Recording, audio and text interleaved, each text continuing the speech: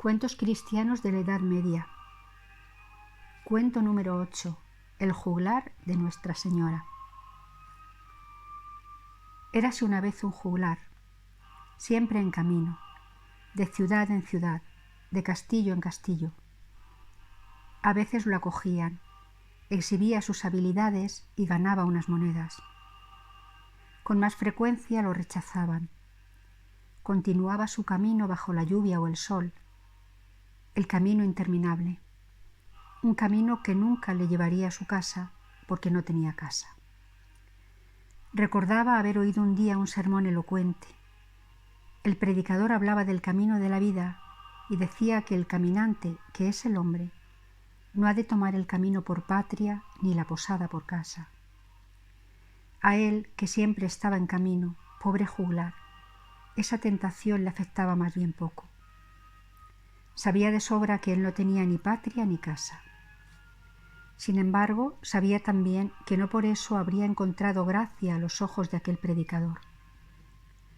Los juglares eran tenidos por criaturas del diablo que incitaban al libertinaje y al vicio, que se burlaban de todo y de todos, que hacían reír malévolamente del prójimo, que adulaban a aquellos a cuyas expensas vivían hablando mal del prójimo y sembrando la cizaña.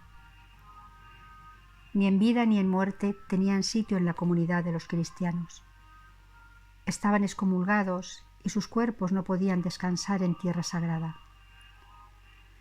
Solo podían salvarse, se decía, los que narraban la vida de los príncipes y de los santos, porque así eran útiles y hacían méritos, edificando e instruyendo a quienes los oían.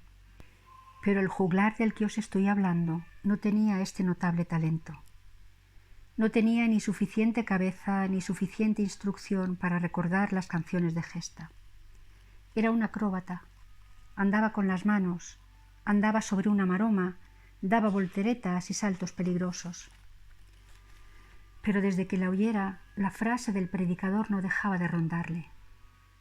Acompasaba sus pasos por el camino, como si el ruido regular de sus tacones y de su bastón la repitiera sin descanso.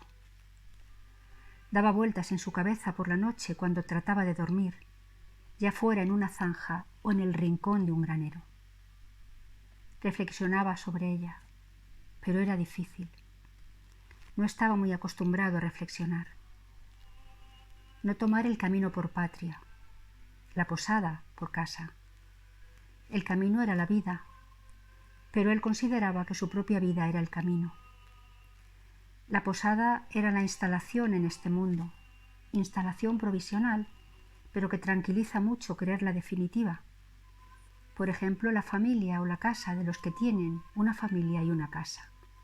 Él no tenía ni lo uno ni lo otro. ¿Por qué el largo camino que seguía no podía llevarle directamente a su verdadera patria y a su verdadera casa, la casa del Padre? Ahí estaba su verdadera, su única familia. Cristo, que acoge a los pequeños y a los pobres, la Virgen, madre de todos los hombres y que intercede por ellos. Lo sabía, lo creía. Él amaba a esa familia con toda el alma. Pero ¿no le habían dicho que el camino del juglar no lleva a esa casa? El camino del juglar era el de las peregrinaciones. Iba de monasterio en monasterio, donde los hospederos acogían a los peregrinos, con frecuencia dispuestos a encontrar en los juglares un entretenimiento para su santo viaje. Esos monasterios que eran como posadas en el camino, pero que también eran, al final del camino, como el umbral de la casa. ¿Quién pudiera pararse en uno de esos monasterios y prepararse para la última etapa, el último paso para entrar en la casa? Y el juglar entró en un monasterio. Una abadía de monjes blancos lo acogió como hermano lego. Lo acogió de mala gana, un juglar. ¿Era sincera su conversión? ¿No buscaría un refugio para cuando fuese viejo? Pero lo acogió. Le encargaron los trabajos más humildes, restregar sartenes y fregar platos en la cocina, arrancar las hierbas del jardín, barrer el refectorio. Se entregó a ello con celo y con alegría. Un día estaba solo en la iglesia y en el relente de la mañana limpiaba las baldosas con mucha agua. Arrastrando cubo y bayeta, llegó ante la imagen de Nuestra Señora y se detuvo para una breve oración. Quería ofrecer a la Virgen. ¿Ofrecer qué? ¿Qué tenía él que ofrecer? Los monjes de la abadía eran tan sabios, tan instruidos en la palabra de Dios. La estudiaban, la meditaban, la explicaban, la daban a conocer. Todos esos hermosos trabajos, todos esos santos esfuerzos, podían ofrecerlo a Dios y a su madre. Pero él, que no era nada, que no sabía nada, él que conservaba de sus orígenes la marca infamante del juglar. Su mirada se posó en el niño que la Virgen, un poco arqueada, tenía en la cadera y al que sonreía. A los niños los recordaba bien, les encantaba verle dar sus volteretas. Quizá el niño divino disfrutaría también. Quizá su madre se sentiría feliz de que se las mostrara. Sus acrobacias era todo lo que sabía hacer, cuanto menos esto sabía hacerlo. Mejor ofrecerle esto, puesto que no tenía ninguna otra cosa que ofrecer. Apartó el cubo, se arremangó el hábito y volvió a encontrar los gestos de antes. Lo reencontró, hay que confesarlo, con placer. Atento, concentrado, los encadenaba, los repetía, volvía a hacerlos cuando, por falta de ejercicio, no le salían a la primera. Pasaba el tiempo sin que se diera cuenta. Entró un monje sin hacer ruido. Oculto tras una columna, vio cómo el antiguo juglar daba sus volteretas en medio de la iglesia a 2 pasos del altar. Se indignó ante tamaño sacrilegio. Corrió en busca del abad para que lo viera. Disimulados en un rincón oscuro, asistieron al espectáculo. El monje, escandalizado, tiraba de la manga del abad y en voz baja le decía que pusiera fin a aquel espectáculo. El abad, sin embargo, no se precipitaba. No es que no considerara culpable al juglar, pero recordaba lo que había escrito su padre, San Bernardo, cuando comparaba a los monjes con los juglares. ¿Quién me concederá ser humillado ante los hombres? Hermoso ejercicio dar a los hombres un espectáculo ridículo, pero un espectáculo magnífico para los ángeles, porque, en realidad, ¿qué impresión damos a los que pertenecen al mundo, sino la de comediantes, cuando nos ven huir de lo que ellos buscan en él y buscar aquello de lo que huyen?